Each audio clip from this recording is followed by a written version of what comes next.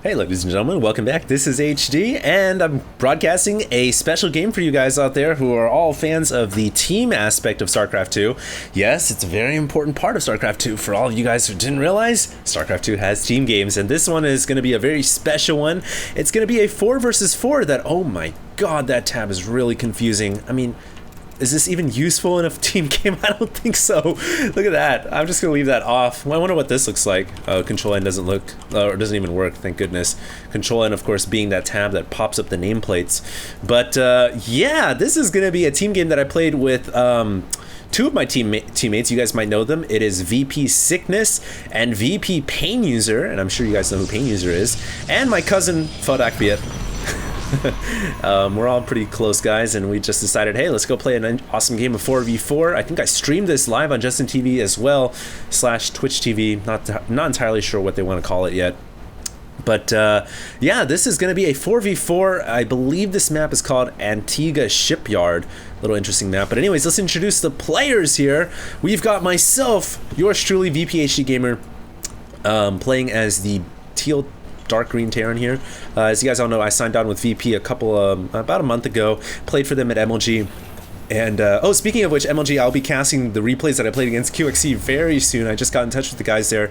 Great guys at MLG. They went ahead and sent me the replay, or they will be sending me the replay in the next couple of days. So I should have that up pretty soon, and I'll keep you guys posted. But yeah, that's me over here at the 9 o'clock, and this is my teammate Sickness, the purple Terran, at the 7 o'clock. Fudakbiet, my cousin, gonna be the blue Zerg here. He's actually gotten better than I am, so he's actually a really, really good Zerg now. Plays at the high masters level. All of us actually, everyone in this game is very high masters, so this is gonna be a high level 4v4. And he's actually hatching first. I don't know why he's doing that. Sometimes the thing is about playing 4v4, especially when you're in Masters level, you just want to screw around. You want to have some fun, and you want to try, fun games. Now, a lot of people like to rush right away. I don't like to rush. I actually like to play macro games, and I think my cousin likes to do silly things. He just likes to hatch first, which is pretty much suicidal. So he's going to be useless for the first 10 minutes or so. I'm going to be opening up a 2 barracks pressure into tanks, and I like to play macro with Terran in team games, meaning I like to go into mass marine tanks and then hold the map down with tanks. So that's my strategy. But yeah, that's us four. Our opponents are going to be Trunks, the Teal Protoss up here at the 11, Outlaw Star, that's a pretty cool name, sounds like a sheriff, going to be the Pink Terran at the 12, a Zerg over here at the green, his name is Noise, and a Terran, an orange Terran, going to be Sofali. So 1 Terran, 1 Zerg, 2 Terrans, a Zerg, and a Protoss versus 2 Terrans, a Zerg, and a 3rd Terran. So 3 Terrans and a Zerg. So it should be a pretty interesting game. At least one of each race on this map.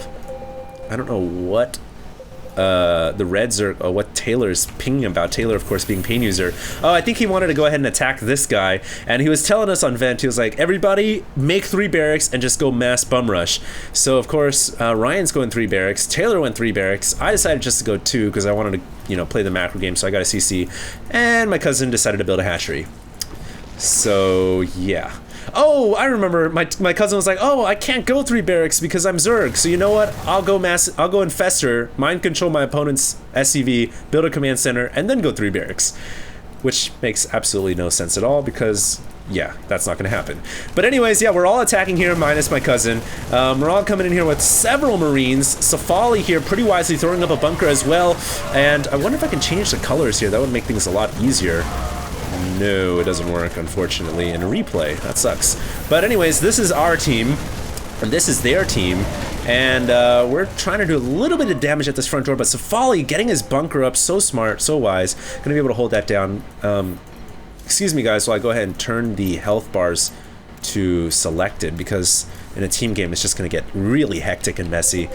But yeah, that attack here on Safali's front door, unfortunately, ended up being an epic fail. Very smart Terran player got his wall up, so we decided, hey, let's divert over to Noise. Always good to attack a Zerg because a Zerg really never has anything. And so no spine crawlers, no nothing. He does have a Baneling nest, and he's not morphing Banelings, so a little bit of a blunder by him right there. Oh, there comes the Banelings. They were actually in the south end, and they actually end up killing masses of Marines. Pretty devastating blow, and his teammates now coming in to help him out. And I think that is going to be it for our attack. And what kind of damage did Noise take? Oh wow, he lost all of his harvesters. I didn't even realize we did that much damage when I was playing this game. So we actually exacted a crippling blow to the Zerg economy here. Part of that may have to do with Noise actually deciding to hatch first as well, or at least getting a fairly fast hatchery. So he's gonna have to rebuild his drone line, but that's gonna take a very long time with one drone mining right now.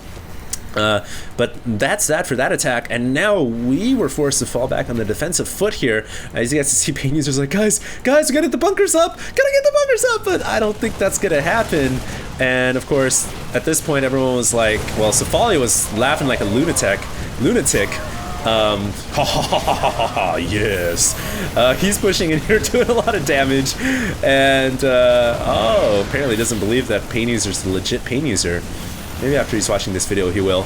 But yeah, interesting little battle here, because now pain user's taken a huge hit to his economy, and at this point I recall him calling out for backup, but unfortunately my cousin decided to send his Zerglings over here and just leave him here. So I don't know what he was doing over there. Yeah. But our teammate here, Pain User, is going down to all these forces inside his main force to lift off almost everything. I see what I was dealing with here. I was dealing with some Zerglings that got inside my main, so that's why I wasn't able to help out my teammate at all. I have a reason. I have justified it not sending any troops right now. So I was dealing with that all around, and it looks like Ryan is going to be able to come in and save Pain User, who is relocating his entire main, everything. In fact, that barracks unfortunately didn't make it, burned to death. This barracks isn't going to make it either unless he summons a meal, but he's not going to be able to. So Pain User has to relocate over to the little secluded island in the bottom right hand corner, which really sucks for him. Now we're down to basically 3 players, and I guess our opponents have 3 players as well, since the Zerg really has no economy either.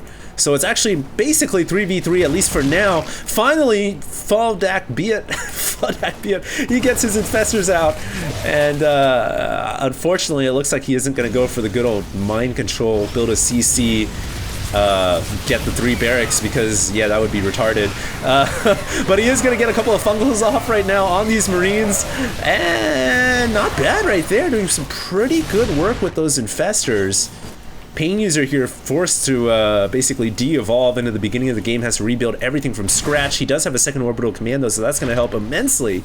And Fa right here is forced to deal with these forces all by himself, no backup for him at all, but this is where infestors really come to shine, man. They're very, very good units, able to do so much damage to packs of clumped up units like that, and you guys can see that these forces are whittling down slowly, ever so slowly. Oh my god, Fa, what are you doing? You're gonna lose all your drones!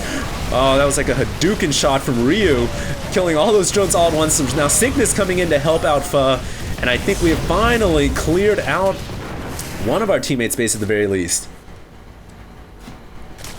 So a good attack by both teams. Finally now myself coming into a little bit of play here. I've got my orbital command down at my natural. I'm pumping mass Marines and tanks, and I have started to make a little bit of a push out into the middle of the map. And so I do have some tanks kind of just chilling over here at this expansion, or at least at this main, and this is going to limit one of the players from pushing out. Trunks, as you guys can see, doesn't even have a Twilight Council, so no blink for his stalkers. Those guys are just trapped because my tanks are there. And on the other side of the map, a little bit of infestor ling action. Oh, that's dirty. Fuck, getting dirty with it. Gonna burrow some infestors to, I guess, kill off these tanks, which are shelling Pain User's Mew base here. He is forced to lift off actually one of his expansions, or one of his barracks, and now the infestors coming in, massive fungal growth over those Marines and tanks. And no, but he's not gonna finish them off. Yeah, he's gonna finish them off. There we go. What are you doing? What are you doing? All right, you could have just summoned some infested Terrans, but that works too. And now Pain User able to breathe a little bit on his side. Now, let's go ahead and take a look back at my side. For now, I do have Trunks locked down. Still no tech from him to be able to push things out. And, you know, all teams here, all players in this game really playing very, very well. You guys can tell that everybody here is a very high-level StarCraft 2 player. That was pretty bad, actually. So Fa ends up running all of his lings into those Hellions. That sucked. But he has a lot of burrowed infestors. He could spring the trap right here on all these Hellions. Is he gonna do it? Is he gonna do it? Yeah, do it! Do it, man! What is he doing? I don't understand. Oh, yeah, well, I guess you can't launch fungal growth from under the ground, so I guess he was waiting. But we do have a massive attack pushing up here into the Protoss base. The force field's holding us off at bay for now, but a big attack. Looks like all these Marines running into Fa's base are gonna be picked off. No, only a couple of them getting picked off, and oh my god, Fa might end up losing his lair, but he's forced to deal with multiple attack angles here because Outlaw Star, the sheriff, is in town, and he's got a Hellion inside the natural, just carnage and havoc wreaking everywhere. The spawning pool is gonna go down.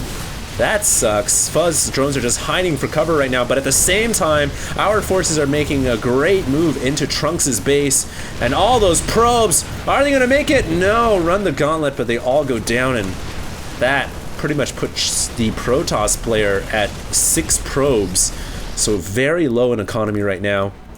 Hey, look at that. Fa has now messaged me, so I'm gonna go ahead and set him to busy so, you know, we can pay attention to this game, but we do have a pretty big move out. It looks like I was able to send in my Marines and tanks to help out Fa and clear out what was, wow, look at that. That should be like a new, I'm sorry guys, I'm getting distracted so easily. That should be like a new Terran building or something.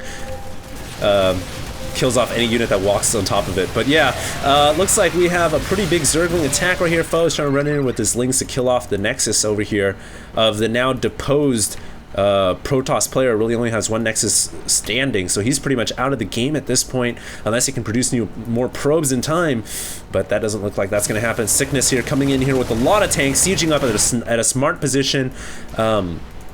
Myself being a little lazy right now, just leaving my tanks out here just to chill, and in the meantime it looks like Safali has found Pain User's base, is going to drop off several Marines, kills off the orbital command.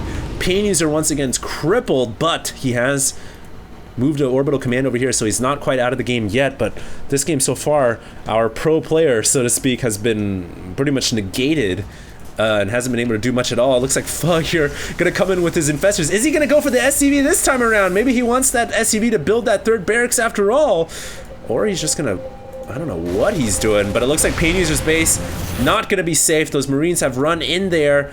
Myself still have tanks chilling over here. Sickness still has stuff over there as well. And oh, is he gonna really mind control an SCV?